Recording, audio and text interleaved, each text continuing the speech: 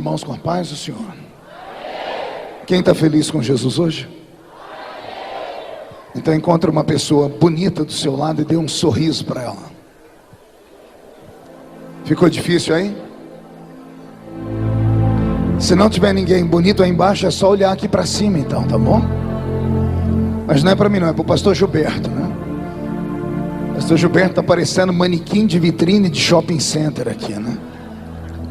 Uma alegria estar aqui na cidade de Suzano, nesse lindo congresso, revendo amigos, cumprimentar o pastor Moura, cumprimentar o pastor Henrique Riame, que representa o nosso pastor Reuel Bernardino, que é o presidente dos Gideões Missionários da Última Hora, todos os cantores, pastores e amigos que aqui estão. Abra sua Bíblia comigo, sem perder tempo, no livro do profeta Daniel.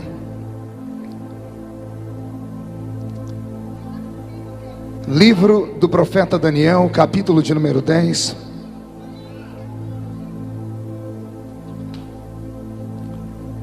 Deus está aqui. Livro do profeta Daniel, capítulo de número 10. Eu queria fazer um pedido a todos os que estão assentados, para que estejam de pé em reverência à leitura da palavra. Só fique sentado se estiver com uma criança no colo, se você estiver doente. Aliás, se estiver doente, já seja curado em nome de Jesus. Deus é fiel. As horas já se foram, são 10 horas da noite. Era hora da gente já estar em casa, né? Eu costumo dizer que culto é igual restaurante. Você tem que comer a quantidade certa. Se comer demais faz mal. Nós já tivemos aqui vários pregadores, muita música, e aí me deram a palavra nesse horário. Os irmãos já estão cansados, já tem gente indo embora, né? Mas eu vou contar com a paciência de alguns, porque eu tenho algo do coração de Deus. Mas se a igreja também não quiser que eu pregue, não tem problema. É só todo mundo falar: pastor, vamos embora, e eu vou para uma vigília que eu tenho que pregar daqui a pouco. Mas se a igreja quiser me ouvir, eu prego até as 2 horas da manhã aqui também. Amém? Então abra sua Bíblia, livro do profeta Daniel, capítulo de número 10. Quem encontrou, diga amém. No primeiro ano de Ciro, rei da Pérsia, foi revelada uma palavra a Daniel, cujo nome é Beltesazar. A palavra era verdadeira e envolvia grande conflito. Ele entendeu a palavra e teve a inteligência da visão. Naqueles dias eu, Daniel, pranteei por 3 semanas. Manjar desejável não comi, nem carne nem vinho entraram na minha boca, nem me ungi com óleo algum. Até que passaram as 3 semanas, e no dia 24 do primeiro mês, estando eu à borda do grande rio Tigre, levantei os olhos e olhei, e eis um homem vestido de linho, cujos ombros estavam cingidos de ouro puro de Ufaz. O seu corpo era como berilo, o seu rosto como um relâmpago, e seus olhos como tochas de fogo, seus braços e seus pés brilhavam como bronze polido, e a voz das suas palavras era como o estrondo de muita gente. Só eu, Daniel, tive aquela visão. Os homens que estavam comigo nada viram. Não obstante, caiu sobre eles um grande temor, e fugiram e se esconderam. Fiquei, pois, eu só e contemplei aquela grande visão, e não restou força em mim. O meu rosto mudou de cor e se desfigurou. Não retive força nenhuma. Contudo, ouvi a voz das suas palavras, e ouvindo-a caí sem sentidos com o rosto em terra. Eis que certa mão me tocou, sacudiu-me, me põe sobre os meus joelhos e as palmas das minhas mãos. E ele me disse: Daniel, homem muito amado, esteja atento às palavras que eu vou te dizer.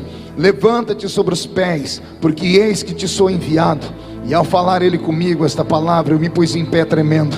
E então ele me disse: não temas, Daniel, porque desde o primeiro dia em que aplicastes o coração a compreender e a humilhar-te perante o teu Deus, foram ouvidas as tuas palavras, e eu vim por causa das tuas palavras. Mas o príncipe do reino da Pérsia me resistiu por 21 dias. Porém Miguel, um dos primeiros príncipes, veio para ajudar-me, e eu consegui vitória sobre os reis da Pérsia. E a igreja diz amém. Coloque a Bíblia no banco, na cadeira, e por gentileza pegue na mão da pessoa mais perfumada do seu lado. Isso ainda dá tempo. Aperte a mão da pessoa com carinho até ela falar aleluia. Eu acho que você não apertou direito. Eu escutei um glória a Deus, era para falar aleluia. Aperta com vontade até a pessoa falar aleluia. Isso, pentecostal que não faz barulho, está com defeito de fabricação, não é? Vamos orar mais uma vez? Pai, a minha oração não invalida a oração do pastor Gilberto, que já me apresentou. Pelo contrário, a minha oração soma-se à oração dele. E antes que eu comece a contar os seus segredos para o seu povo, cerque este ginásio com a sua presença. E num raio de 5 quilômetros, onde houver um demônio alojado, eu dou a esses demônios segundos para sumirem da cidade de Suzano. Porque se não sumirem, serão queimados pelo poder da sua glória que aqui será derramada. Rasgue os céus sobre este ginásio. Manda anjos de fogo descerem aqui. Que estes anjos desçam trazendo brasas de fogo nas mãos. Comecem a esparramar estas brasas entre nós. E onde houver um crente cheio do Espírito Santo, pega ele nesta noite ainda, Jesus, e mostra o caminho da verdadeira e poderosa adoração. Fala conosco, fica conosco. É o que eu te peço agora e sempre. E toda a igreja diz. Os que podem, tomem o seu assento, aplaudindo a Jesus, porque Ele é bom, porque Ele é maravilhoso.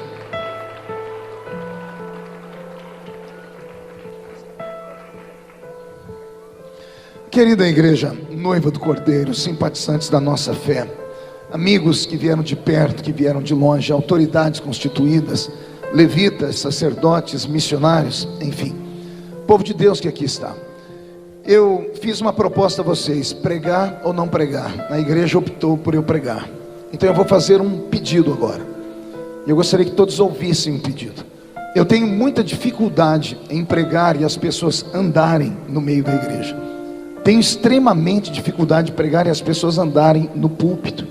Então eu vou fazer um pedido a vocês, para que você encontre um lugarzinho agora, se assente e adore a Jesus comigo, tá bom? Eu brinquei, não vou pregar até 2 horas da manhã não, mas não devolvo o microfone enquanto eu não colocar para fora tudo que Jesus colocou no meu coração.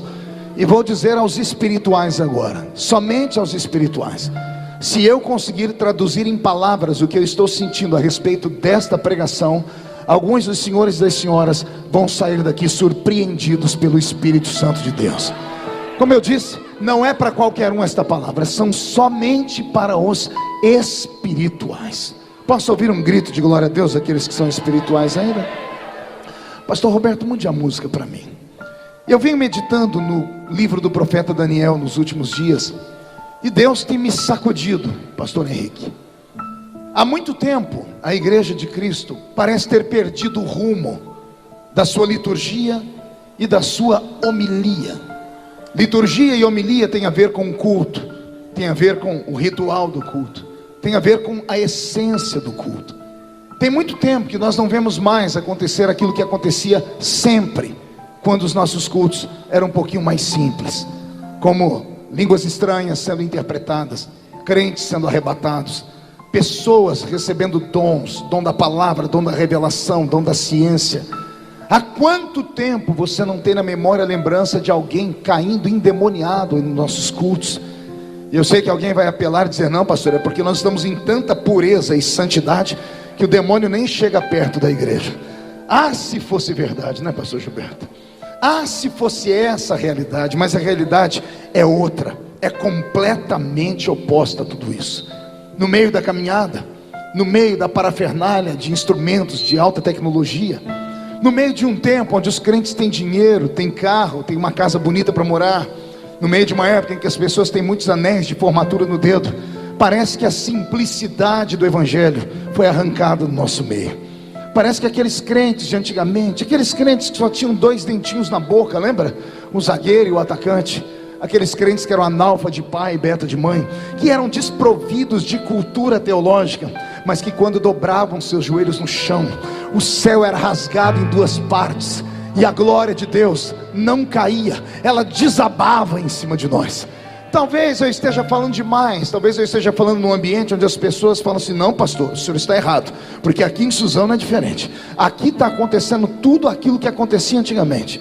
Mas como eu viajo muito, e Jesus tem me levado pelo mundo todo, e eu já preguei em mais de 80 países do mundo, e só no meu Brasil mais de 4.000 cidades, eu tenho experiência e autoridade para falar. Alguma coisa saiu dos trilhos, e quem sabe nessa noite Jesus não faz as coisas voltar para o lugar. acaso meia dúzia escute a palavra da pregação desse simples pregador.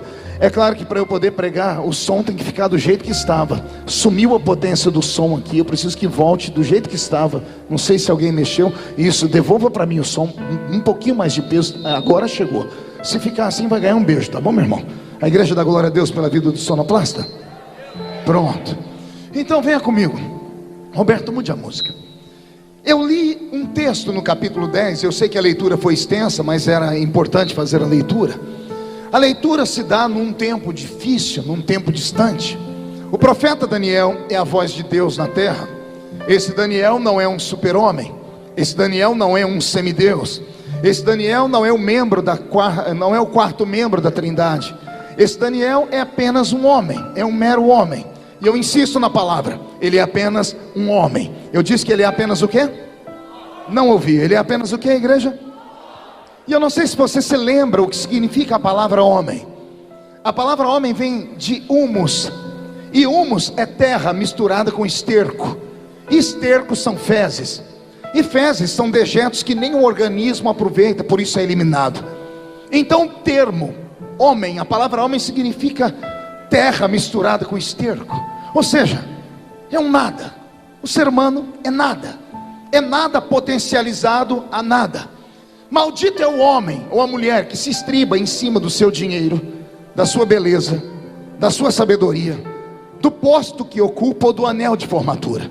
Porque do jeito que vieram, vão embora desse mundo. Aliás, vão embora um pouquinho mais ricos, porque nascem pelados, mas quando vão morrer, colocam uma roupa para enterrar eles naquele paletó de madeira. Daniel não é usado por Deus porque ele nasceu com uma estrela na testa. Daniel não foi levantado por Deus porque Deus havia escolhido ele lá no ventre da mãe dele para uma missão extraordinária. Nada disso. Daniel era só um moço da terra sagrada de Jerusalém, que teve a infelicidade de ter nascido num tempo em que o pecado dos seus pais chegou tão ruim diante de Deus, que Deus retirou a mão do seu povo. E o povo dele então foi arrastado para dentro de Babilônia e foi escravizado. Daniel assistiu ao assassinato do pai e da mãe. Vai anotando essas coisas.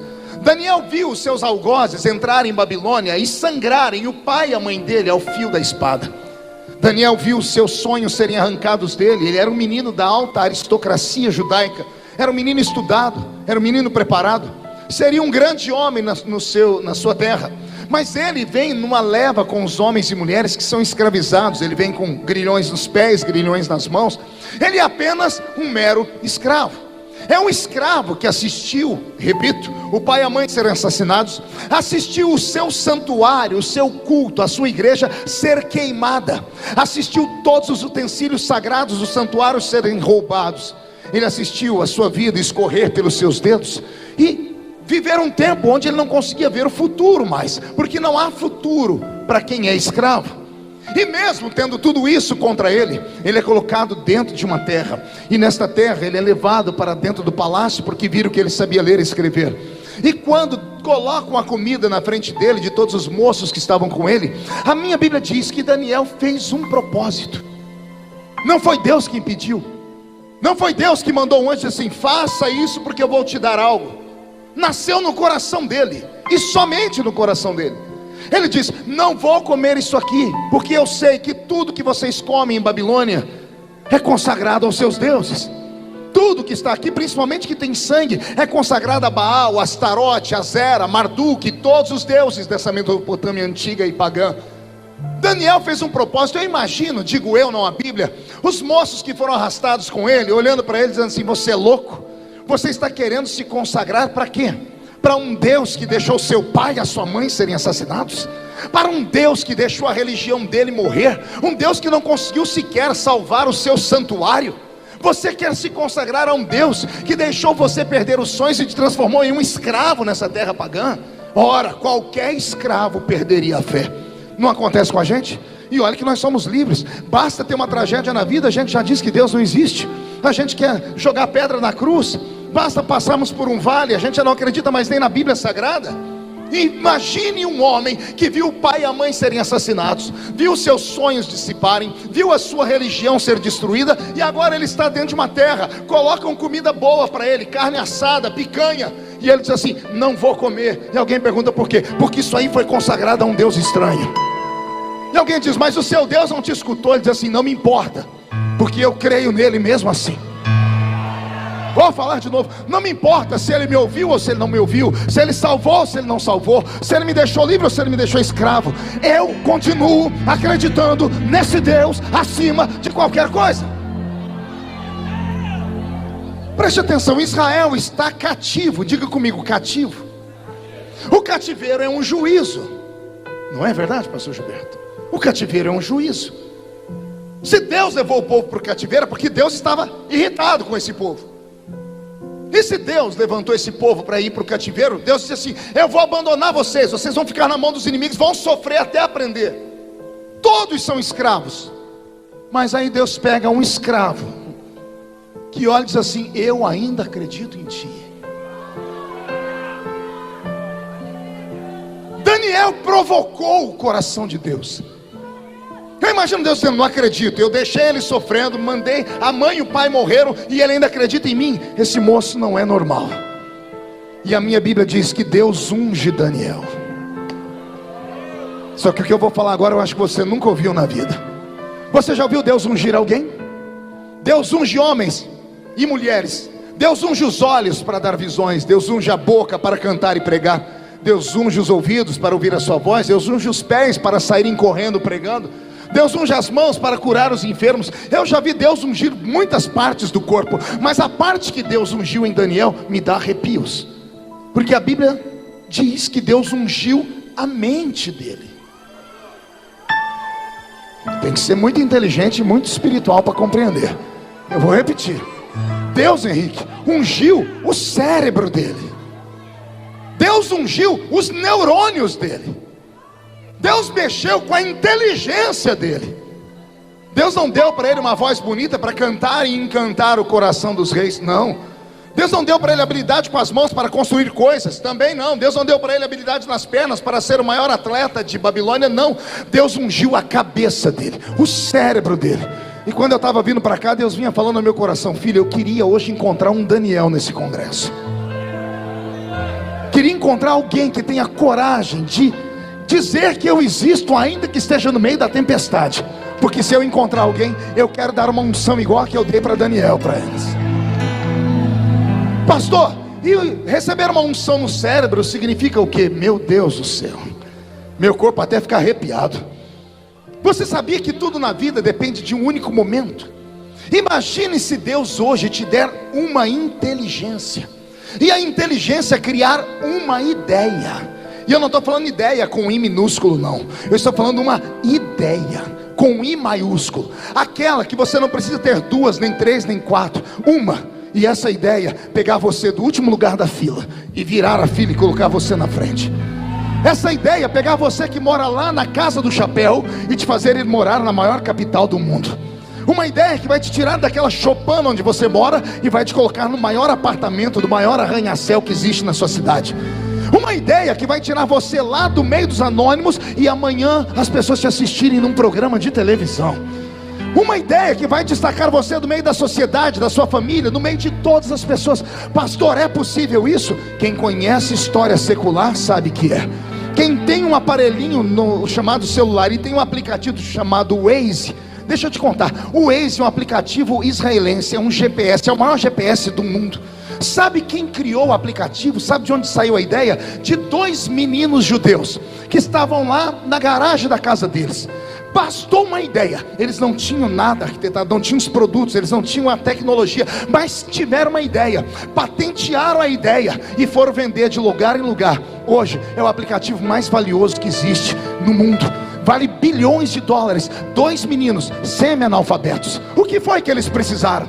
Precisaram de um programa de TV para levar eles lá e cantar, para ficarem famosos? Não, bastou uma ideia, uma imaginação. Vai pegando essa palavra. Bastou um toque, bastou que a mente deles se expandisse. Você já deve ter ouvido falar de Steve Jobs. Steve Jobs é um fundador da Apple. A Apple é chamada no Brasil de Apple, né? A Apple, que é aquela empresa da maçã que criou os computadores, tudo isso foi criado por ele e mais dois malucos que ficavam dentro da garagem da casa também. Os amigos iam passear, os amigos iam beber e eles ficavam lá fazendo, pegando algoritmos de computação e desenhando e criando. Daqui a pouco, olha o que aconteceu. A empresa mais valiosa do mundo. Se você nunca soube como nasceu o McDonald's, tem filme na locadora que mostra como nasceu a empresa do McDonald's. Tudo nasce através de uma ideia. O que Jesus fala ao meu coração, e abra o coração para receber agora. Ele pode te dar hoje, pregador, um sermão que ninguém nunca ainda pregou. E bastaria um sermão para a história falar de você. Eu conheço um dos maiores pregadores do mundo, que eu já li sobre ele. É um pregador famoso em toda a história do cristianismo moderno. E ele só tem um sermão: pecadores na mão de um Deus irado. Quem é estudante de teologia já ouviu falar? Jonathan Edwards. Não existe 2 sermões dele, não existe 3, é um só. Todos os avivamentos passaram por esse sermão. Ele não precisou de 10, bastou um. Música, o Senhor pode te dar uma letra de uma música, ou uma melodia que ninguém nunca cantou. Ele pode emprestar uma das melodias que os anjos cantam no céu e soprar no seu ouvido, e da noite para o dia a sua voz ser conhecida no mundo todo. O Senhor pode te dar uma imaginação tão grande que vai mudar a história da sua família, a história da sua cidade, a história do seu estado, a história do seu Brasil. Mas é claro que o Senhor não fará isso com homens normais, porque os homens normais são extremamente naturais, e os naturais não acredito em coisas extraordinárias. Mas eu acredito que os normais e os naturais, pelo horário, já foram para casa. Só ficou maluco aqui comigo. E esses malucos podem receber esse tipo de palavra, podem ser tocados por uma palavra como essa. Alguém acredita nisso? Alguém acredita nesse maluco aqui? Ei, só entende maluco quem é maluco também. Então eu quero saber onde estão os malucos que são como eu, para levantar a mão direita. Segure a mão para cima, com carinho, toque aqui no cocoruto do seu irmão. Não é em cima, é aqui atrás. Aí está o cerebelo. Aqui atrás, Henrique, está o cerebelo. É onde está a imaginação do homem. Aqui está o HD de inteligência do homem.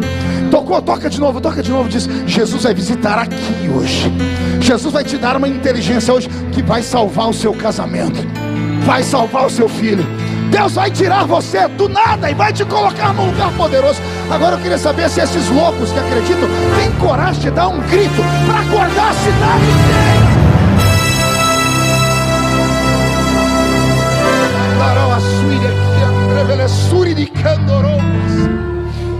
Roberto, mude a música. Quando a Bíblia Sagrada fala da inteligência de Daniel, ela me apavora, pastor Gilberto. Porque a Bíblia, quando vai falar das pessoas inteligentes, pastor Henrique, ela coloca 3 criaturas de Deus no mesmo nível. 2 são de carne e osso e um é um anjo.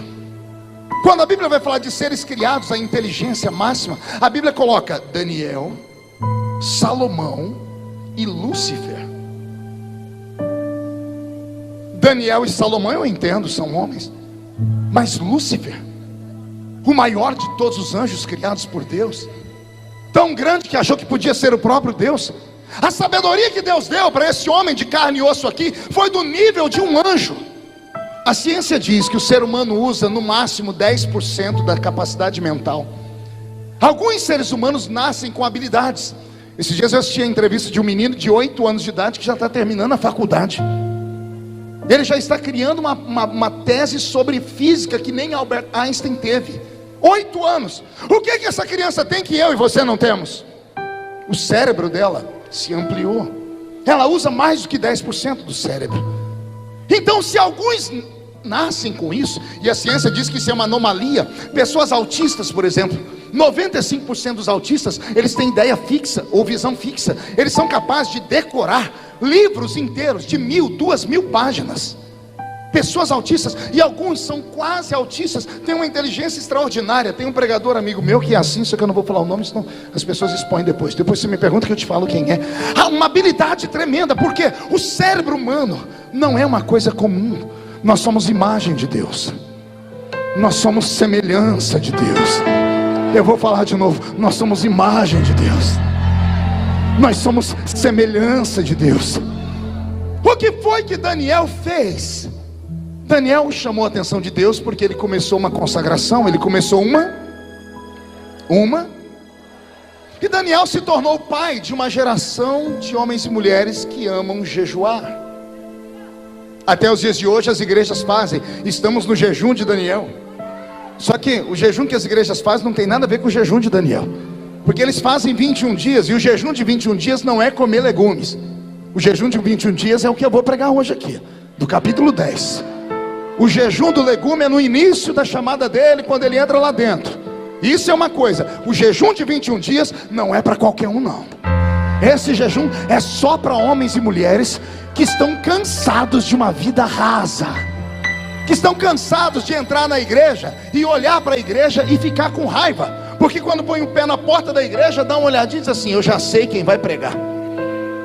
Pior, eu já sei o que a pessoa vai pregar. Eu já sei quem vai cantar. Pior, eu já sei o que a pessoa vai cantar. Mas tem uma coisa pior do que tudo isso: é você chegar na igreja, dar uma olhadinha e dizer assim: eu já sei como é que esse culto vai terminar. O jejum de Daniel é para gente que está cansado disso.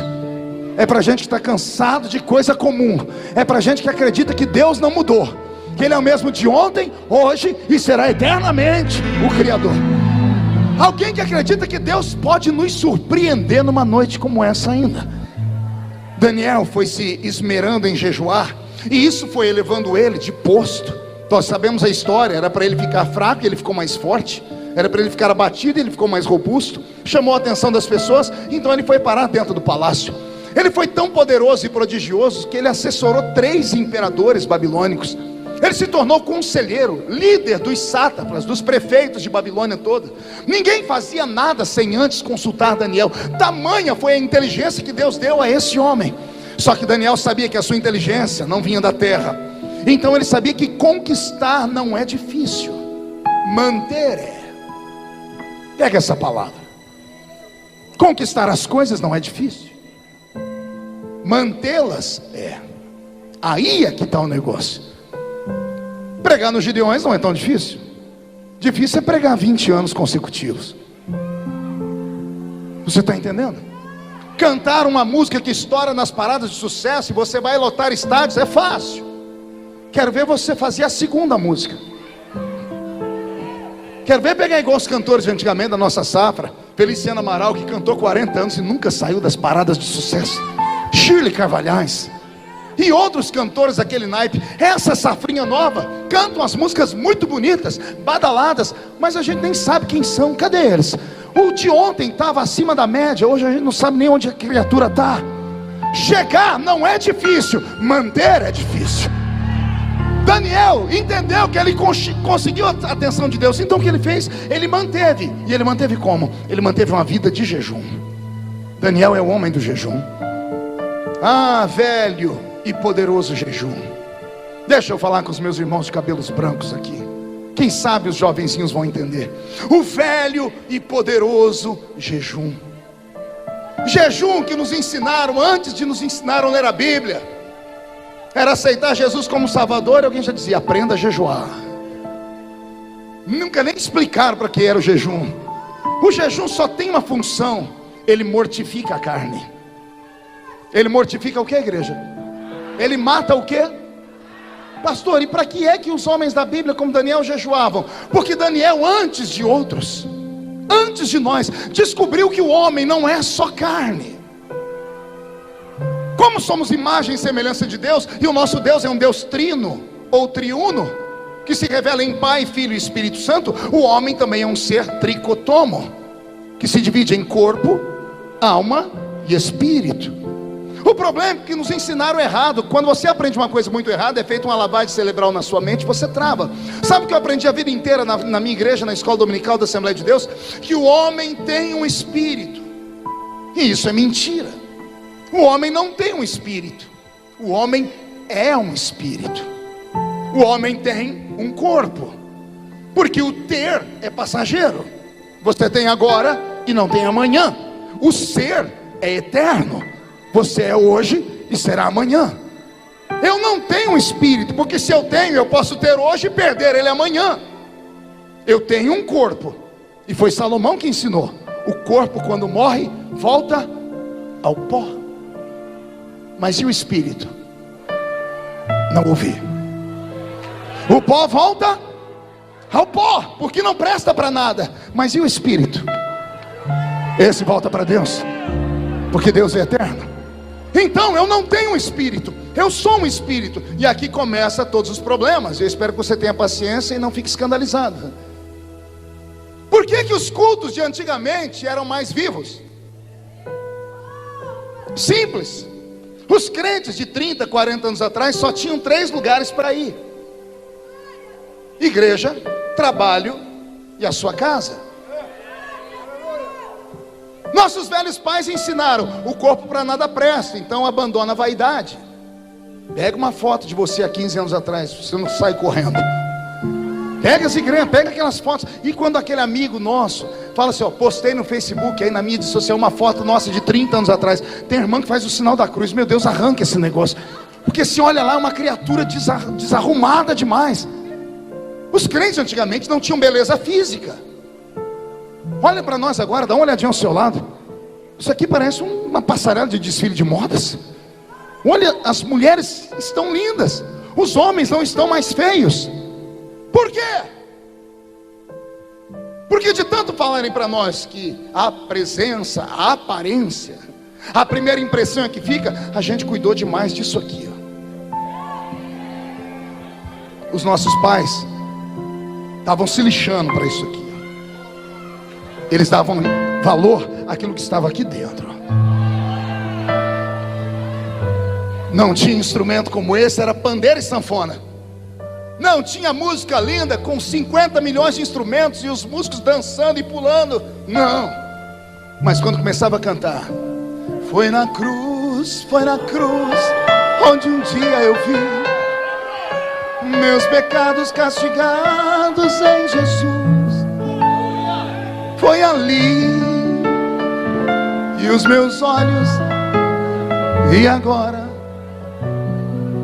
não precisava de mais nada. Por que que o céu se misturava com o nosso culto? Porque o crente, para vencer a perseguição, e não era perseguição como a de hoje não, era perseguição em casa, era perseguição com o vizinho, era perseguição com o trabalho, era perseguição política, era perseguição com a polícia. O velho presbítero Ovídio Ramos, em quem eu me espelhei, quando estava cansado e queria dar testemunho para a juventude, ele chamava a gente lá na casa dele, levantava a camisa e mostrava as cicatrizes nas costas que ele apanhou de padres que pegavam chicotes e batiam nas costas dele porque ele era crente. Esse mesmo homem não sabia ler nem escrever, mas pense em qualquer doença que corria dele. Você não entendeu, né? Eu vou repetir. Pense em qualquer doença que corria dele. Podia estar doente do que for, era só lá levar para o irmão Vídeo. Ele tinha uma mão desse tamanho. Ele pegava óleo, não eram esses óleos que vêm de Jerusalém não, que vem com perfume de mirra. Ele pegava óleo de cozinha, banha de porco. Vem cá, a Bíblia diz que a oração do presbítero com óleo cura. Pá! E a pessoa era curada. Meu corpo está inteirinho arrepiado, você acredita? Estou todo arrepiado. Eu acho que Deus está confirmando essa palavra. O Senhor está dizendo, era por isso que eu operava.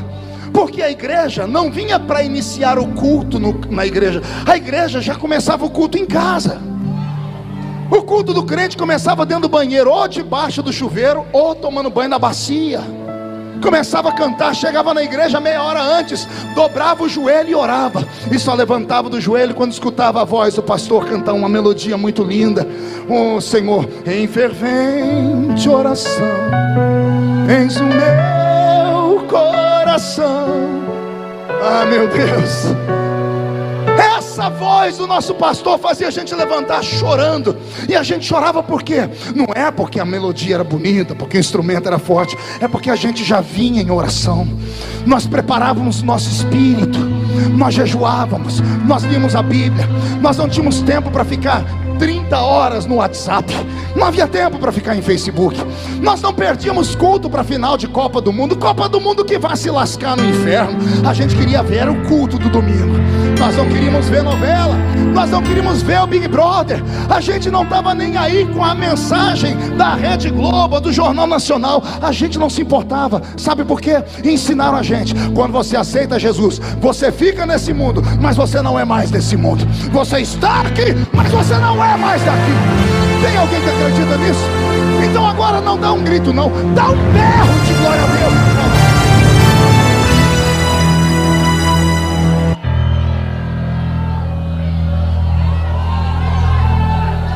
Dia desse vezes eu participei, pastor Henrique, de um simpósio internacional, e trouxeram alguns homens de letra americanos, que são pastores, para falar como produzir um avivamento. E colocaram slides, pegaram aqueles negócios que se aponta uma luzinha vermelha, e começaram a falar das fórmulas. Se fizermos isso, mais isso, se colocarmos cada pessoa dentro de um raio de 100 metros, em oração, 5 minutos por dia, começaram a criar um monte daquilo. Eu comecei a olhar aquilo, eu tive uma crise de riso. Eu ri, eu falei, meu Deus, e os meus irmãos do começo, que promoveram o avivamento do Brasil, não sabiam nem falar a língua portuguesa. Imagina tentar ensinar. Se você fizer esta matemática, tudo isso é conversa de homens. Avivamento não é provocado por homens. Pregador pode gritar, soprar, jogar paletó e não virar nada. Pode provocar uma mera emoçãozinha humana, que vai começar aqui e terminar aqui mesmo. Agora o avivamento verdadeiro não vem da horizontal, ele vem da vertical. E quando ele vem, não tem homem, não tem demônio, não tem anjo, não tem política, não tem nada é capaz de roubar. A geração antiga promovia o avivamento porque provocavam Deus. E provocavam Deus por quê? Porque tinham vida no altar. Murcha a barriga, estufe o peito. Ah, se nós tivéssemos aqui dentro pelo menos uns 20 crentes como Daniel, teríamos um problema aqui. Pergunte qual? Ia ser um pandemônio. Pergunte por quê? Porque Daniel tinha revelação. Ele olhava, a pessoa podia estar rindo, pulando, gritando, ele não via a carcaça. Quem está em espírito enxerga o espírito. É Nicodemos pregando dentro da casa: eu sei que tu és mestre vindo de Deus, porque ninguém faz os sinais que tu fazes se Deus não estiver com ele. E todo mundo dentro da casa dizendo assim: é o maior pregador de Israel. Quando ele terminou, Jesus levantou e disse assim: olha, só te falta nascer de novo. Por quê? Porque as pessoas se espantam com a presença. As pessoas se iludem com a voz bonita, com a eloquência. Jesus não. Jesus olha por dentro. Vai doer só um pouquinho. Vai doer só um pouquinho. Sabe por que não se manifesta mais demônios nos nossos cultos? Não é porque estamos em santidade. É exatamente o oposto. É porque o que temos de Deus é tão pouco, é tão tacanho. A unção, a graça, a glória é tão pequena que não faz cócegas no diabo. Porque o que faz o endemoniado se manifestar? Uma presença exterior fez uma pressão para dentro dele. A pessoa cai endemoniada nos cultos porque lá fora é o antro do diabo, a igreja não. Botava o pé aqui dentro, tinha um crente orando, outro em jejum, outro cantando, outro falando. A presença invisível oprimiu o diabo, e o diabo promete que não vai escandalizar. O diabo está congregando conosco. Os demônios congregam conosco na igreja. Zé Pilintra, Zé Pilantra, Exu Caveira, a pombagira então mora dentro da igreja. E não tem nada que expulse. Sabe por que não tem nada que expulse? Porque ninguém mais tem um dom, discernimento de espírito. Discernir espíritos. Não tem mais. Por que não tem mais? Porque ninguém mais busca. O crente fica o dia inteiro na frente da televisão, o dia inteiro no WhatsApp, a madrugada inteira trancado no quarto, entrando em site pornográfico, mandando foto pelado, fazendo biquinho. Aí vem para a igreja, senta na igreja, cruza as pernas, põe na boca essa desgraça desse chiclete, estica um braço para cá, outro para lá e diz: vamos ver o que esse pastor tem para falar. Aí a criatura sai dizendo: essa igreja é gelada, essa igreja é fria. Frio é você, filho do Todo-Poderoso. Filho é você, você que precisa mudar. Está em nós.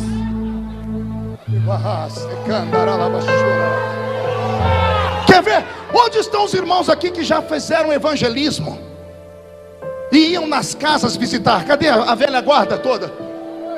Vou falar uma coisa que vai mexer com você. Você lembra quantos de vocês chegaram a entrar numa casa uma hora? A pessoa recebeu, quando você entrou dentro da casa dela, você parou e disse: tem alguma coisa esquisita aqui. Quem lembra disso? Quando eu chego em Brasília, me dá arrepios. Quando eu desço aqueles corredores, se eu não corro para o meu gabinete, dobro o meu joelhinho, pego a Bíblia, oro e leio, eu não consigo trabalhar. Eu já saí de lá doente.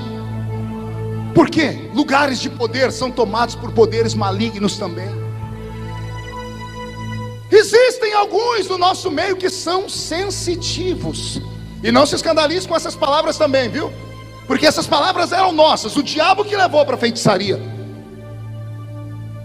Os sensitivos. O que é um homem e uma mulher sensitiva? É aquela que tem o seu espírito acima da carne. Quando chega no ambiente, ela percebe o mundo invisível que está lá dentro. Por isso que você chegou lá. Você lembra como é que você foi visitar a pessoa? Jejuou antes, orou, pediu uma palavra. Você chegou lá preparado, seu espírito estava treinado. Você entrou lá, não foi para lidar com a pessoa, foi para lidar com aquele que estava oprimindo ela. Pisou lá dentro, o diabo já te olhou torto. Quantas pessoas você foi visitar antigamente? A pessoa olhava para você e disse: sai daqui! E começava a gritar. Por quê? Porque o espírito dentro dela olhava o seu espírito. E quando olhava o seu espírito, via que por fora era só uma irmãzinha de coque, mas por dentro era um gigante preparado. Daniel se esmerou tanto no jejum, que ele previa as coisas que iam acontecer no país dele. Capítulo 10, ele percebe que vai acontecer alguma coisa em Babilônia. Ele acorda pela manhã, senta na cama e olha e diz: está acontecendo alguma coisa. A Bíblia diz que veio uma palavra ao coração dele, a revelação. Só que ele não sabia o que era. E como ele não sabia, o que ele fez foi perguntar para quem sabe. Naquele dia não comeu, disse: Deus, eu preciso saber o que está para acontecer. Aguardo resposta. E foi para o trabalho. Deus era acostumado a falar com Daniel sempre, porque Daniel conquistou o coração dele. Mas nesse dia Deus não falou. Daniel chegou no fim do dia em casa, viu o prato, disse: Deus não falou. Ele podia ter feito igual a gente: que se lasque, vamos comer. Mas ele era determinado. Ele disse: o jejum continua até Deus responder. Ele jejuou 2 dias e a resposta não veio. 3, 1 semana e a resposta não veio. 2 semanas, 21 dias, e não ficou morto numa cama deitado não, jejuando, e foi para o trabalho. Ele estava na beira do rio Tigre, ele e os engenheiros de Babilônia construindo um aqueduto para levar água para a terra. Como engenheiro, começa a desenhar projetos e planos. Ele está lá na beira do rio Tigre, em jejum, há quantos dias? Não ouvi. Aconteceu algo que só quem é espiritual acredita e entende. O jejum dele foi tão violento que a carne dele parece que literalmente morreu. E ele trouxe, porque estava em espírito, o mundo invisível para dentro do mundo visível. É difícil entender isso. Imagine que existem mundos paralelos ao nosso. Esse aqui é o mundo dos homens. Paralelo está o mundo de Deus e o mundo do diabo. Não estão distantes quilômetros, porque no mundo espiritual não há distância. São mundos paralelos. Imagine você olhando para um espelho. Você já viu lá dentro do espelho? Tem um outro mundo lá dentro. Quem já teve a curiosidade em tocar no espelho? Todo mundo já fez isso. Você vê um mundo lá dentro, aí você: será que eu estou vendo mesmo? A mão não vai. Você vê um mundo que você não pode tocar, porque ele está separado. Daí criaram o filme e o livro Alice no País dos Espelhos, no País das Maravilhas. O escritor lúdico dizendo: existe um mundo invisível, existe um mundo paralelo a esse nosso aqui. Erram as pessoas que pensam que só estamos em homens e mulheres aqui. A Bíblia diz que o anjo do Senhor acampa ao redor daquele que o teme e o livra do mal. Se isso é verdade, para cada crente aqui tem um anjo aqui dentro. Se eles estão aqui, por que nós não vemos?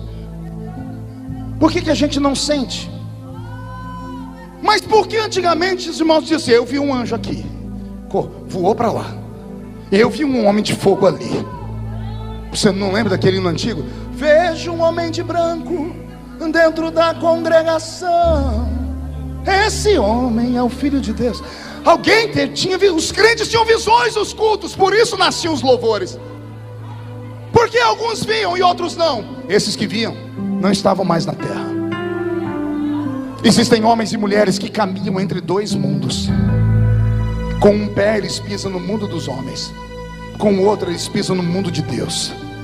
Os pés estão na terra, a mente está no céu. Alguns foram tão perto de Deus que não voltaram mais. Alguns crentes, e esses nós não chamamos eles para o almoço, nós não convidamos para o churrasco, a gente não chama eles para uma festinha, a gente só lembra deles quando o mundo está desabando. Aí a gente fala: irmão, ora por mim. Irmão, ora por mim. Você nunca lembrou de levar um bolo para a irmã, mas quando você está no vale é ela que você procura. Mas o véu do templo não foi rasgado? Todo homem não tem livre acesso diante de Deus, sim ou não? Se todo mundo tem, por que você pede ajuda para o outro?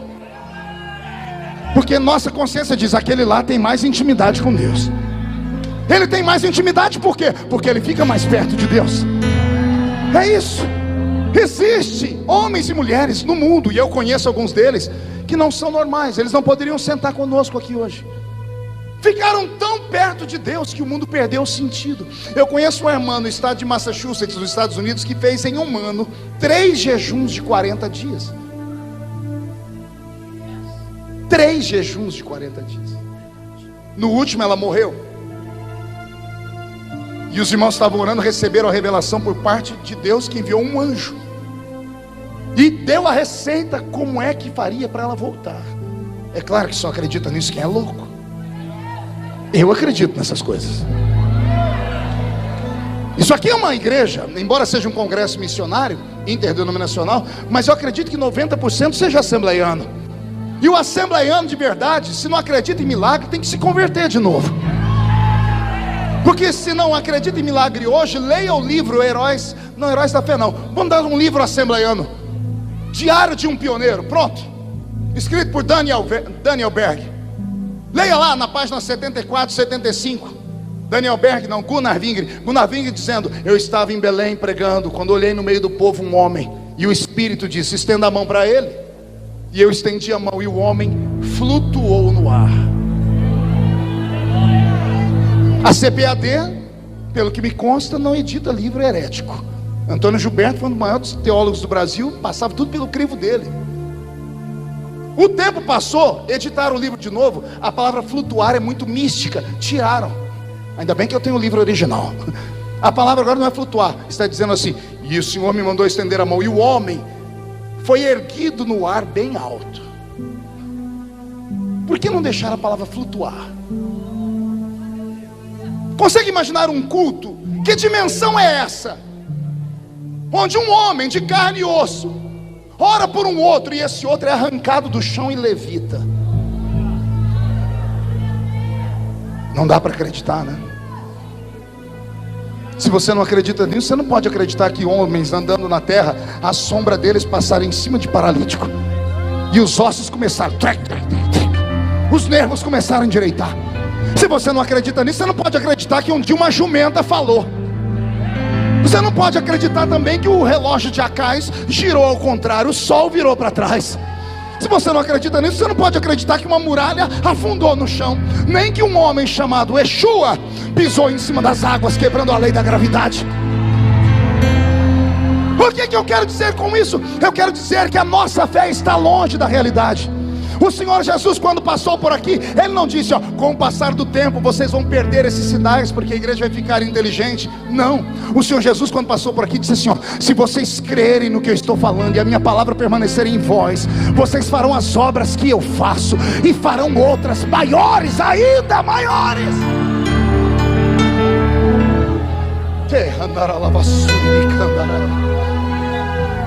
Daniel percebeu, emendou um jejum em 21 dias. Ele está na beira do rio Quebar. Vou deixar ele falar. Estava eu na beira do rio Tigre, quando eu olhei para o céu e vi um varão.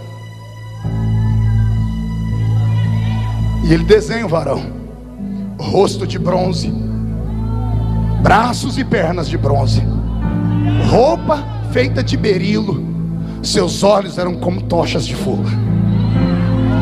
A sua voz era como a voz de muitas pessoas juntas, um eco, um estrondo. E quando eu ouvi, eu caí como morto. E agora vem a parte mais interessante, preste atenção. Daniel não estava sozinho, ele estava com os empregados de Babilônia, os ímpios, os pagãos, os adoradores de imagem, que não jejuaram, só enchiam a cara, bebiam, estavam lá trabalhando. Daniel diz: só eu vi essa visão. Não obstante, os que estavam comigo perceberam algo diferente e saíram correndo, com medo, e se esconderam. Imagina, você tem o seu amigo caiu, todo mundo vai lá para levantar ele. Levanta, o que aconteceu? A gente vamos levar para o médico. Daniel caiu, os outros saíram correndo. Eles não viram nada, mas perceberam tudo. Assim diz o Senhor: quero eu trazer de novo esse tempo para a terra. De que forma? A senhorita na universidade, no próximo dia que for para a universidade, se acreditar no que eu estou pregando e entrar numa campanha de jejum e oração, não se assuste. Se você chegar na classe, sentar e a sua amiga, aquela patricinha, tocar no seu ombro e dizer assim: e aí, amiga? Quando falar amiga, ela cai endemoniada para trás. Você começar a orar e as pessoas falarem: o que está acontecendo? Dia desse em Brasília, eu estava passando um corredor, um grupo de parlamentares me chamaram: pastor, o senhor pode fazer uma reza braba para nós aqui? Eu disse: por quê? Ah, porque o negócio está feio, pastor, nós estamos com medo, a gente não pode passar perto de um lugar que lava carro, que a gente já sai correndo. O motorista fala: vamos ali na Lava Jato, a gente já sai correndo na hora. Eu disse: ora, mas tem que ser uma reza brava. Disse: tem que ser bem brava, pastor. Eu falei: então vamos rezar. Fica de pé todo mundo, me deram os braços, diz: pegue na mão do outro, fechem os olhos, e não é para abrir enquanto eu estiver orando. E eu comecei a orar, mas não orei com equilíbrio, não. Eu estava vindo de uma campanha de oração, que eu ainda subo um monte para orar. Não sei se os crentes ainda acreditam nisso, porque eu precisava de uma vitória. E eu estava cheio de Deus. Quando eu comecei a orar, o Espírito do Senhor me tomou. Eu dei um grito, eu dei uma rajada de língua estranha, que eu abri o olho. Os deputados ficavam, tinha uns que faziam assim, ai, quase tombaram. Eu falei: Jesus, não deixa cair, se cair um, cai tudo aqui. Quando eu vi que estavam ficando ruim, eu disse: amém. Quando eu falei amém, eu disse: pode soltar as mãos. Todos, sem exceção, soltaram e fizeram assim: nossa, que arrepia tudo. Estou tudo arrepiado, que reza braba é essa? Um falou para mim: o seu santo é forte, hein, pastor? Eu disse: você não sabe quão forte é o meu santo. O meu santo é tão forte que ele não dorme. Eis que não dorme o guarda de Israel. Ele não dorme, não tosqueneja.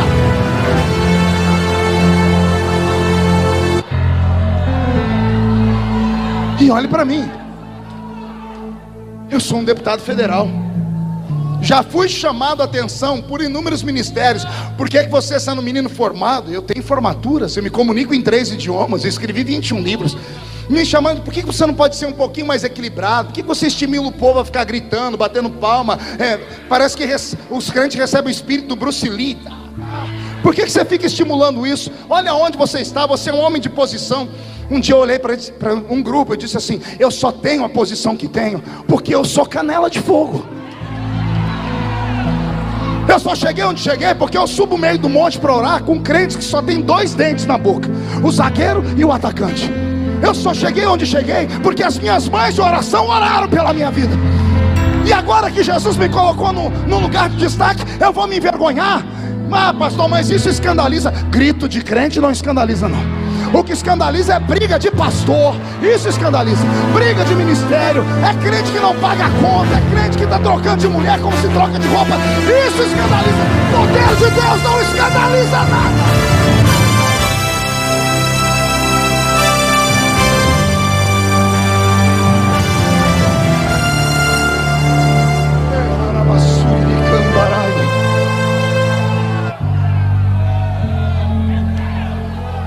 Eu vou falar uma coisa agora que vai doer.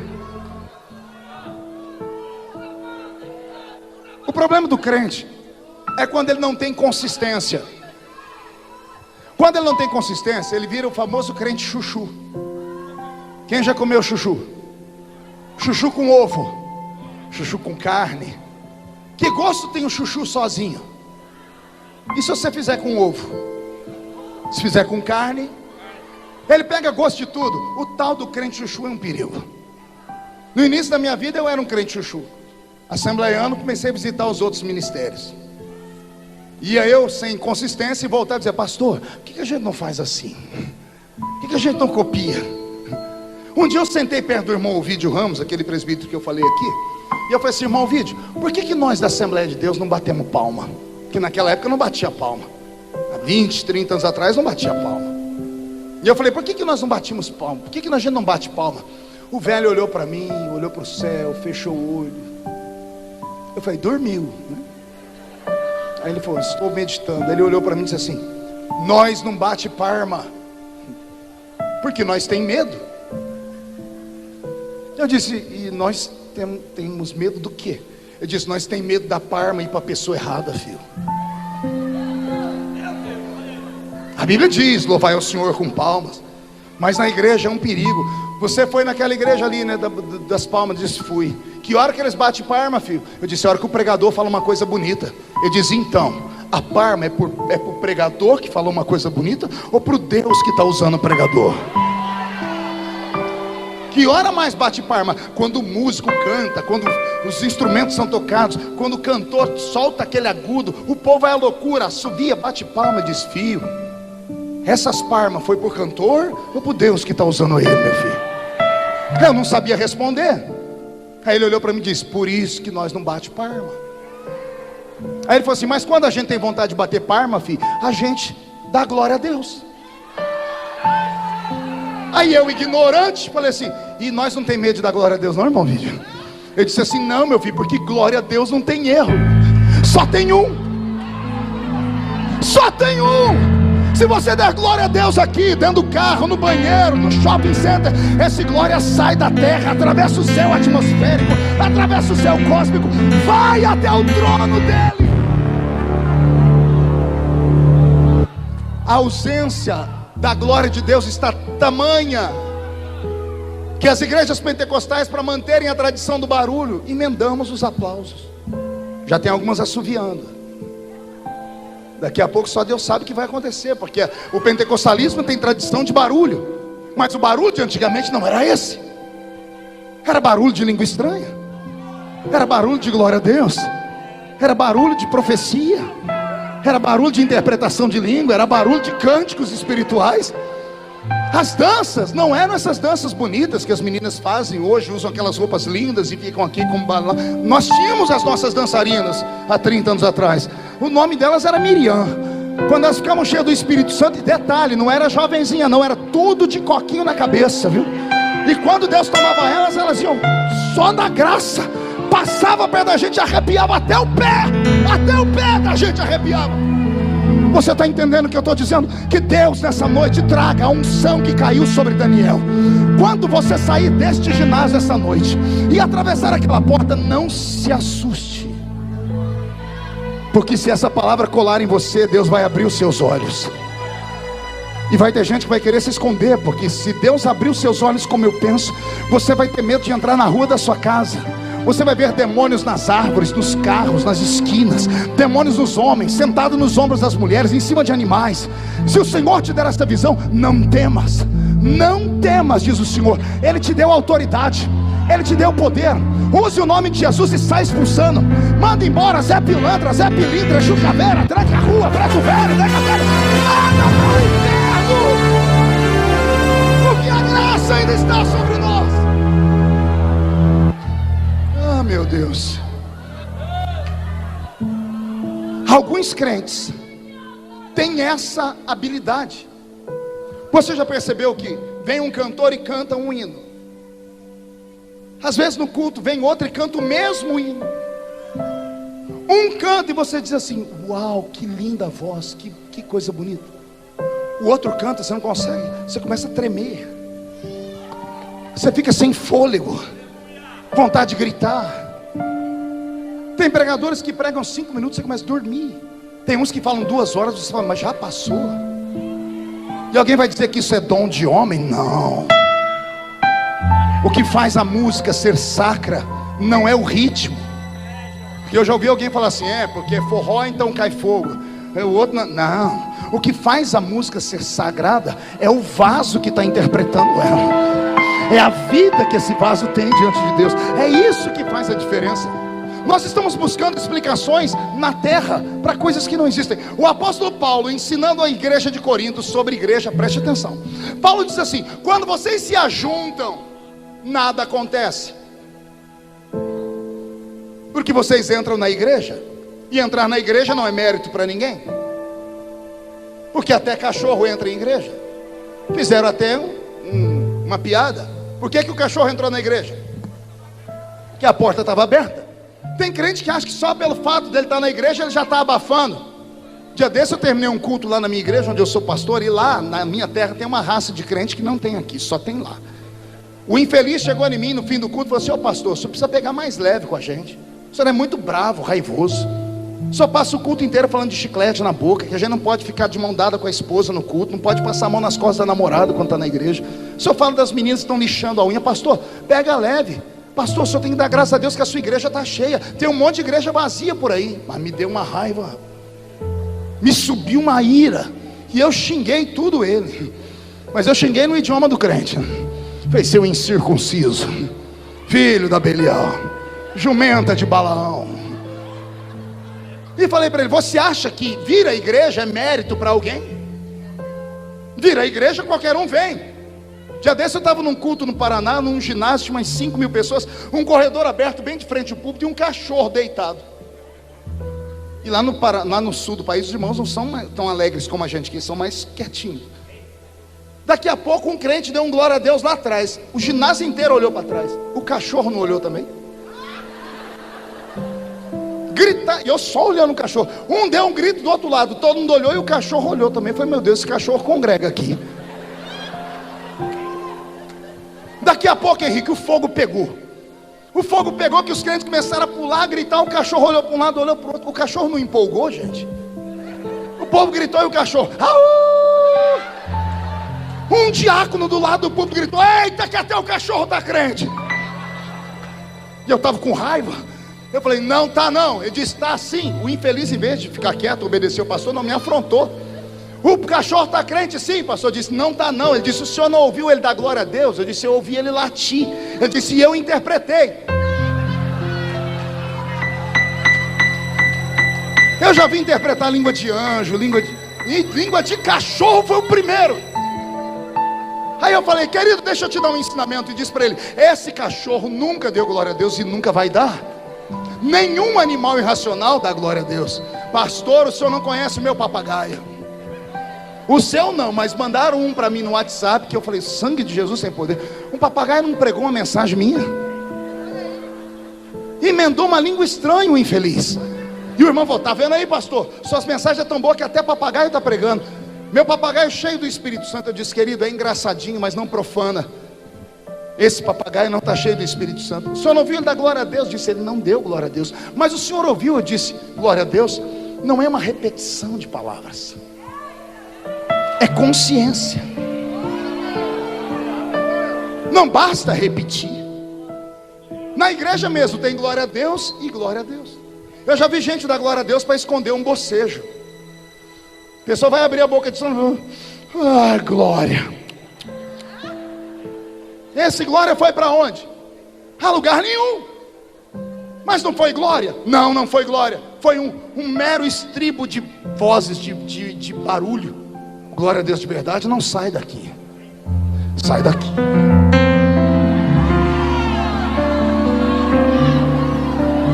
Aí eu disse para ele: papagaio não dá glória a Deus, cachorro não dá glória a Deus. A única raça nesse mundo que pode dar glória a Deus está aqui. Só esta raça. Olha o que Paulo diz: quando vocês entram na igreja, quando vocês se ajuntam, nada acontece. Mas aí ele deixa. Mas se vocês se ajuntam, e uns têm salmos e outros têm testemunhos, aí vocês saem da terra e entram nas regiões celestiais. Ah, eu quero falar de novo. Você sai da terra e entra nas regiões celestiais. Ei, batismo com o Espírito Santo não se colhe na terra. Dons do Espírito não se colhe na terra. Palavra do conhecimento não se colhe na terra. A igreja se reúne na terra, mas quando ela adora, ela entra nas regiões celestiais. Lembra do mundo paralelo que eu disse, que tem um mundo invisível aqui? É nesse lugar que a gente entra. É nesse lugar que a gente atrai os dons. Eu imagino as regiões celestiais como um pomar, que o crente consegue subir quando ele está em jejum e oração, e lá ele começa a colher os frutos: batismo, cura, interpretação, palavra da ciência, discernimento de espírito, dons de operação de maravilhas, expulsar demônios, dons de curar os enfermos. Estão aqui em outro nível, em um outro plano. Por que não acontece mais nada? Porque a gente não consegue sair da igreja. Entrar na igreja qualquer um entra, até cachorro entra. Agora entrar no culto, vou falar de novo. Entrar na igreja qualquer um entra, agora entrar no culto. Alguns aqui conseguiram entrar nesse ginásio, fizeram essa façanha, mas estão nesse ginásio desde a hora que entraram. Mas se você olhar do seu lado rapidamente, você vai ver alguém chorando, alguém orando em línguas. Você já viu alguém ficar de pé aqui? Você já viu alguém gritar? Essas pessoas já não estão mais na terra, elas estão nas regiões celestiais. E são essas pessoas que trazem a glória de Deus para cá. É isso que está faltando nos nossos dias.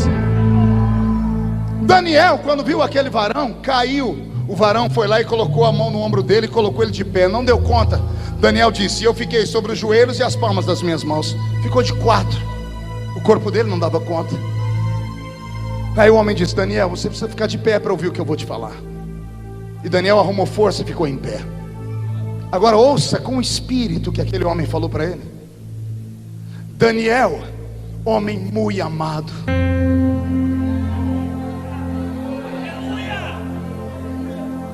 Vou repetir.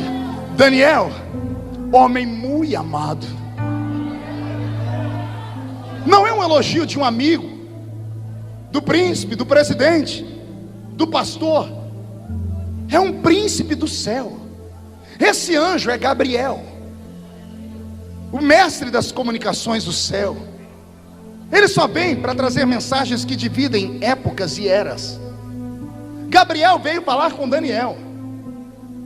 Vem um príncipe de Deus, um dos primeiros príncipes criados, chega diante de uma criatura e diz assim: Deus mandou te dizer que Ele te ama muito. Imagina essa noite, você em casa, 3 horas da manhã, o Senhor te acordar, e no pé da sua cama um varão de branco, olhando para você e dizendo: Maria, mulher muito amada. Pedro, homem muito amado. O anjo começa a dizer: Daniel, a sua oração foi ouvida desde o primeiro dia. 21 dias atrás. O anjo leu nos olhos de Daniel a pergunta que veio a seguir: se foi ouvida desde o primeiro dia, por que levou 21 dias para chegar? E aqui é algo que só o pastor Gilberto pode ensinar, porque ele é mestre em teologia. Porque eu aprendi a vida inteira que demônio é mais fraco que anjo. Que anjo tem poder e pode destruir qualquer demônio. Sim ou não? Então o que aconteceu aqui no capítulo 10? Que Gabriel vai dizer: eu vim, mas não consegui chegar porque eu fiquei preso no céu da Pérsia.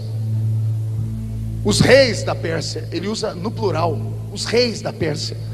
Paulo, quando vai falar de demônios, ele fala de 3 categorias: tronos, principados e potestades. Não são esses demôniozinhos chulé que manifestam em igreja. É demônio que manda em país inteiro, que manda em bairros inteiros, que manda em universidades, em hospitais, não tem rodovias que recebem o nome de rodovia da morte. Levam até o padre para benzer aquele lugar, porque justo naquele lugar morrem trocentas pessoas. Demônios que mandam nesses lugares, demônios milenares, que não podem ser vencidos com anelzinho de formatura, tá? Que não respeitam o carrinho importado, nem a carteirinha de pastor de igreja. São demônios que só respeitam crente canela de fogo. Quando esse anjo falou: eu fiquei preso, me deu um susto. Eu falei: meu Deus, então quer dizer que tem anjo que pode ser preso por demônios? E é um anjo de quinta grandeza, é Gabriel. Gabriel ficou preso no céu da Pérsia. 21 dias depois, Deus está no céu. Porque o meu pensamento é esse: Deus naquela época tinha centenas de milhares de seres humanos para cuidar. Hoje Ele tem bilhões. O ser humano ora, Deus ouve e manda um anjo, vai e leva o recado. E esse assunto está resolvido. Deus tira da mente dele, vai, ouve a oração dela e leva a resposta. Leva a resposta. Vamos cuidar do mar, dos peixes, dos animais, do céu, da terra. Deus trabalha muito. 21 dias depois, Deus está cuidando e ele escuta uma voz. E ele para ouvir. Ele olha e ele vê Daniel. Mas por que você ainda está orando? Por que esse cheiro de jejum? Já tem 21 dias que eu mandei a resposta. Diante do trono, penso eu em Deus gritando: Gabriel! Gabriel! E entra um serafim ou um querubim dizendo: Senhor, tem 21 dias que ele sumiu. 21 dias que Gabriel saiu daqui e ninguém sabe onde ele está. Deus olha para a terra e emancipa os olhos dele. Ele traz toda a visão do mundo, porque Deus é onipotente, onisciente, onipresente. E Deus começa a procurar Gabriel. E não é que Deus acha. Deus vê Gabriel preso no céu da Pérsia. Demônios prenderam ele. Quando Deus vê aquilo, eu imagino Deus se virando no trono. Agora ele dá outro grito: Miguel! Miguel! E lá vem Miguel. Pois não, senhor. Como é que está a espada flamejante? Olha o teu irmão Gabriel preso no céu da Pérsia. Olha Daniel que não para de orar. Desce lá agora e tira Gabriel daquela prisão, porque Daniel precisa de uma resposta.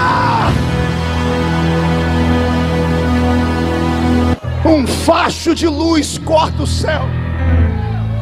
Os demônios nem viram de onde veio o golpe. Tem demônio perdido até hoje, não sabe o que aconteceu naquele dia.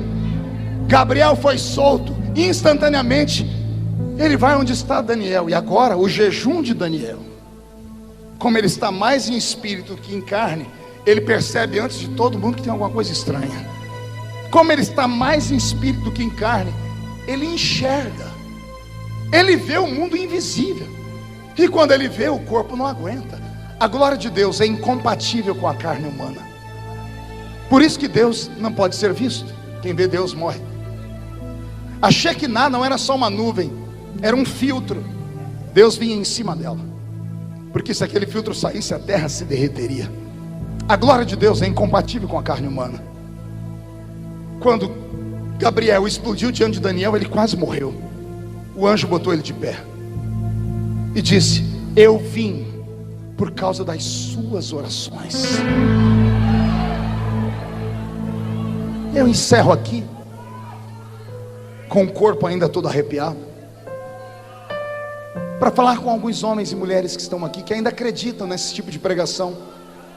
Que guarde, são raras. Não sei quantos anos vai levar para você ouvir uma outra mensagem parecida com essa. Deus deu ao homem natural. Qual homem? Natural. Qual homem? 5 presentes, que a ciência chama de sentidos. 5 sentidos tem um homem natural. Quais são eles? Visão, olfato, audição, paladar e tato. Para que servem esses 5 sentidos? Para que o mundo físico seja real para nós. Eu só posso ver a cor da sua roupa pelos meus olhos, ouvir a melodia que o Roberto toca pelo minha audição, sentir o perfume do pastor Henrique, que não é mais do Avon, por causa do meu olfato. Comi uma sopa antes de entrar aqui, um caldo verde que me mandaram, uma delícia, só senti pelo meu paladar. E eu só sinto a densidade dessa tribuna por causa do tato. Então, para que servem esses 5 sentidos? Para que o mundo físico seja real. Diga, para que o mundo físico seja real. Diga, para que eu perceba o mundo físico. Se ajeita na cadeira e não cai.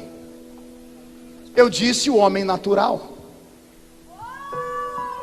Mas existe uma outra raça de homens.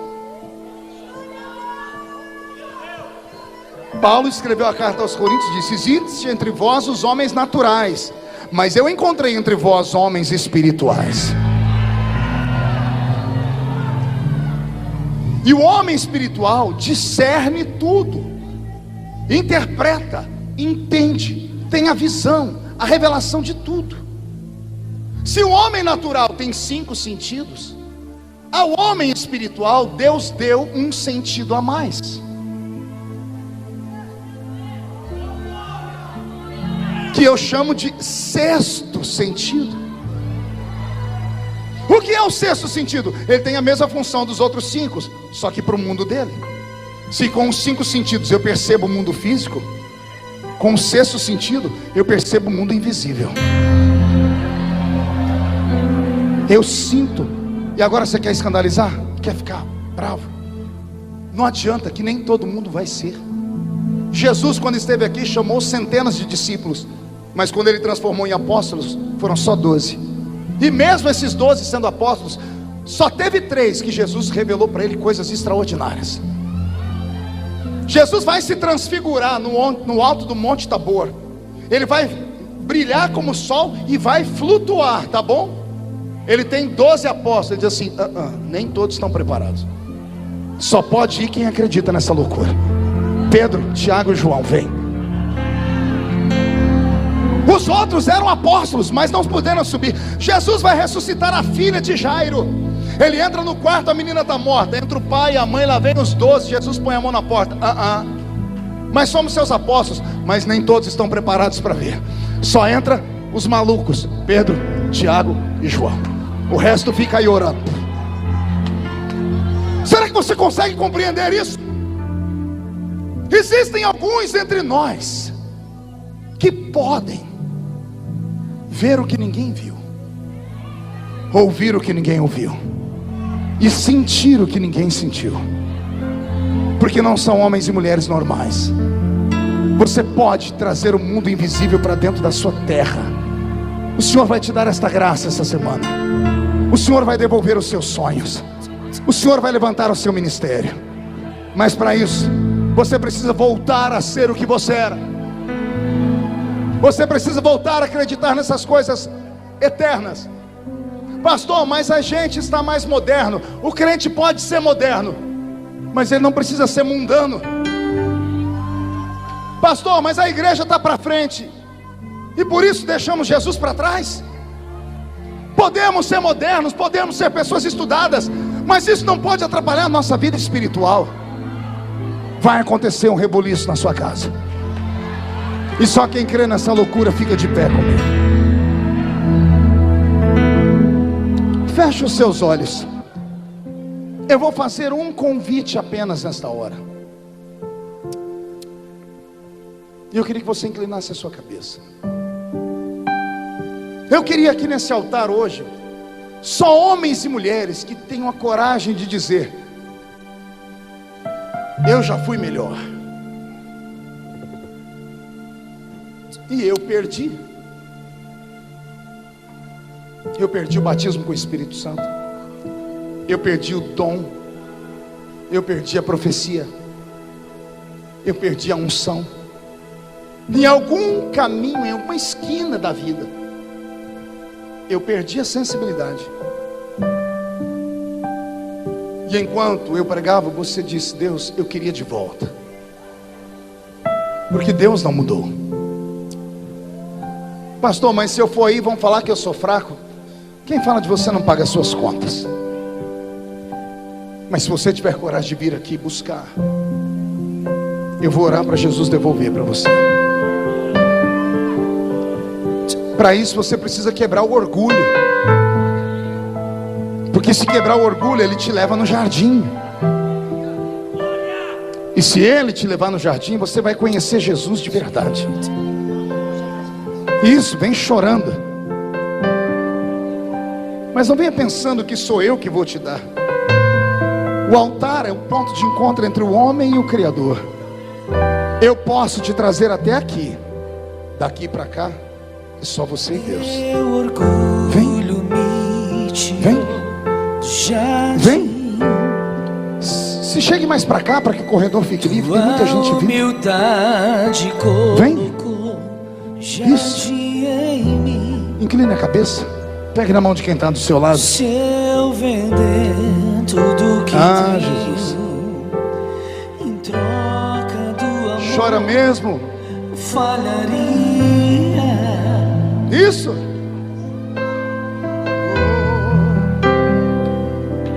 Pois o amor Não se compra, nem se merece. O amor se ganha, de graça o recebe. eu quero conhecer Jesus. Mas eu já conheço, pastor. Conheçamos e prossigamos. Quero conhecer. Vamos conhecer Ele de outra forma. Cadê a igreja viva? Eu quero conhecer Jesus. Você que está aí no banco, na cadeira, não perdeu nada. Então me ajude a orar por esses que vieram buscar. Jesus, Meu amado é o mais belo entre milhares e milhares. Meu amado é. Vem, Jesus. Faz a sua glória cair sobre nós.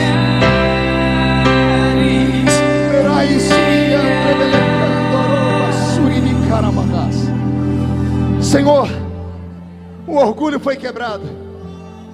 Os seus filhos arrastaram os corpos aqui para o altar. Os homens naturais continuam entre nós, não sentem, não entendem. Os carnais pensam que entendem, mas não entendem. Mas os espirituais estão orando comigo agora, porque nós sabemos que agora está acontecendo uma guerra aqui. Eu ouço barulho de espadas acima do ginásio. Anjos e demônios estão degladiando. Por causa da sua oração, o Senhor vai enviar anjos para trazer a resposta. Pai, onde houver um homem ou uma mulher que perderam, devolve. Onde houver alguém que está buscando, faz eles encontrarem. Porque o Senhor é o nosso Pai. Pai nosso, faz o céu cair sobre nós. Onde houver um crente batizado com o Espírito Santo, renova ele. Vai, profeta!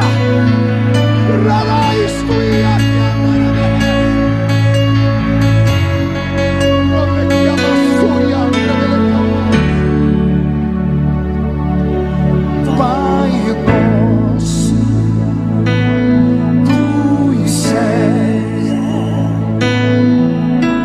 santo é o teu nome. Vai, guerreia! Grita, salta, reage. Tua vontade seja feita na terra como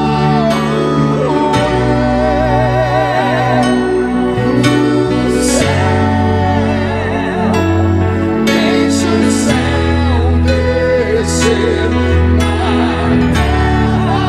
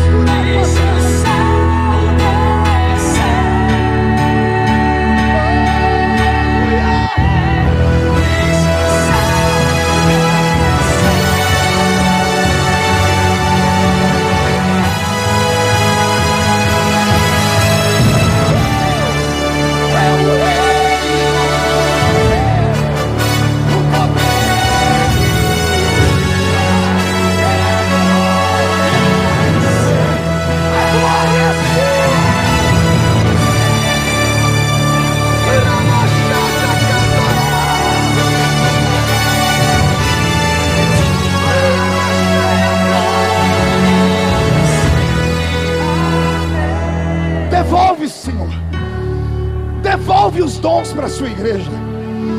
Devolve a sensibilidade para a sua igreja. Devolve a santidade para a sua igreja. Devolve a sensibilidade para a sua igreja. Onde houver um homem e uma mulher com quem o Senhor ainda tem um propósito, onde a vida não terminou, Pai, ressuscita os sonhos deles. Devolve a graça. Os batizados com o Espírito Santo sejam renovados. Os que nunca falaram em línguas sejam batizados com o Espírito Santo. Deixe o céu descer. Deixe o céu descer.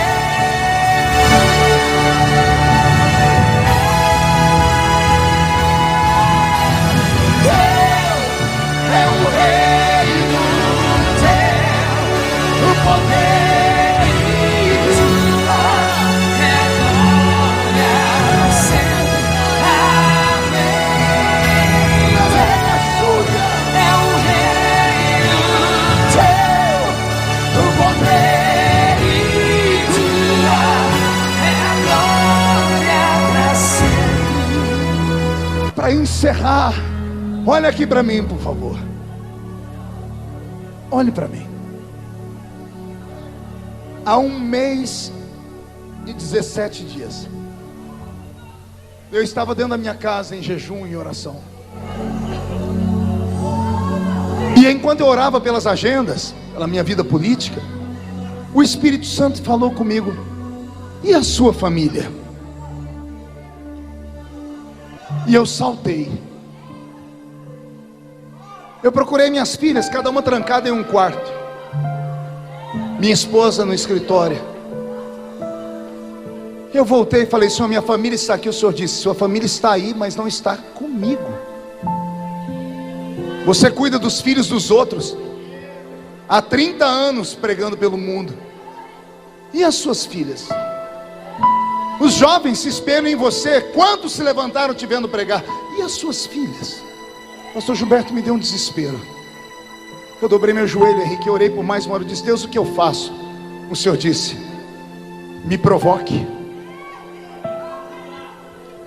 Eu sentei na cama, peguei meu celular, dentro de casa, mandei uma mensagem para cada uma das filhas e comecei a luta. Vamos orar comigo um pouquinho? Cada uma com uma desculpa.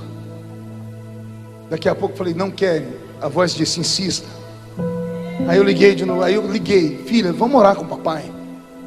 Ah, pai, vamos orar. Ela falou: tá bom, eu vou. Eu falei: me ajuda com a sua outra irmã. Daqui a pouco a outra disse: todas as mulheres resolveram orar. Eu disse: Senhor, conquistei. O Senhor disse: mas não faça uma oração comum não, filho. Leve elas para o monte para orar. 2 horas da tarde. Eu falei: nós vamos orar lá na montanha. Elas arregalaram os olhos, mas lá. E levei minhas mulheres para a oração. Os bancos lá na clareira, cada uma encontrou um banco, ajoelhou.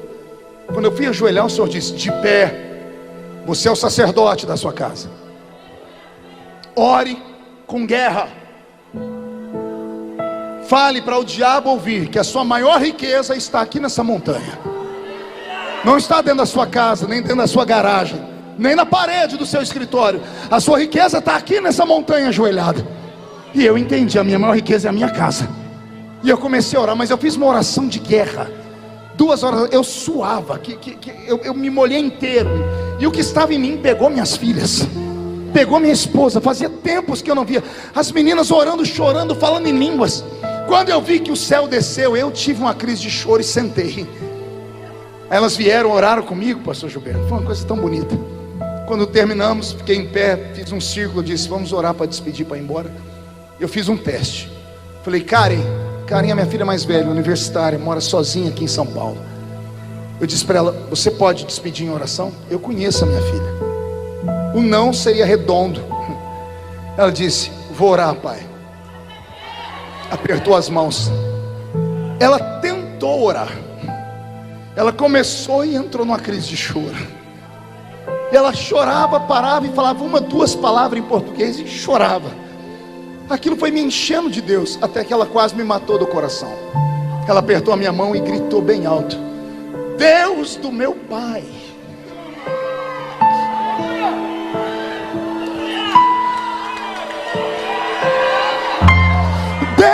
do meu pai. Me dá 1% do que o Senhor deu para o meu pai. A minha filha pedindo para o Deus que me levantou lá na Vila Tatu, do menino cortador de cana. Ela disse: Deus que fez isso com meu pai, me levanta também. Eu caí de joelho, Henrique, eu agarrei as pernas da minha filha. Eu disse: filha, não peça 1%, peça o dobro, porque o meu Deus pode te dar o dobro. E veio um avivamento na minha casa. Tem 45 dias que as minhas filhas respiram Deus, bebem Deus, oram a Deus, falam com Deus.